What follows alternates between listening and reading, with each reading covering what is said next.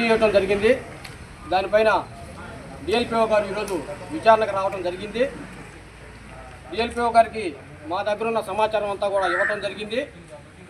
దానిలో భాగంగా కొన్ని బిల్స్ మేము ఇవ్వటం జరిగింది, రసీదులు. ఆ రసీదుకు సంబంధించిన రసీదు బుక్ కానీ క్యాష్ బుక్ కానీ మాకు చూపించలేదు. అంటే ఆ రసీదులు దొంగ రసీదులు అని చెప్పి మేము అభియోగం చేస్తున్నాం.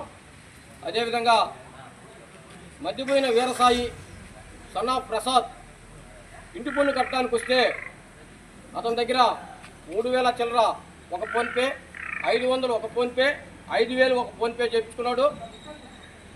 3000 చిల్లరకి 500కి మాత్రమే రసీదు ఇచ్చాడు, 5000కి రసీదు ఇవ్వలేదు. అదేవిధంగా అనేక రకమైనటువంటి ఆధారాలు డిఎల్పిఓ గారికి సమర్పించడం అయింది.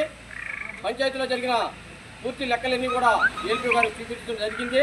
గ్రామ సభలకి 500 కుర్చీలు వేసినట్టు ఖర్చు పెట్టినట్టు చూపించడం జరిగింది. ఒక్క ఫోటో అన్న 100 మంది ఉన్నట్టు చూపించమని చెప్పి అడిగితే దానికి ఆధారాలు లేవు. ఇవన్నీ కూడా డిఎల్పిఓ గారికి తెలియజేయడం జరిగింది.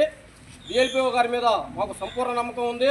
సక్రమంగా ఎంక్వైరీ చేసి ఈ అవినీతి కార్యదర్శిపై చర్యలు తీసుకుంటారని చెప్పి మేము నమ్ముతున్నాం.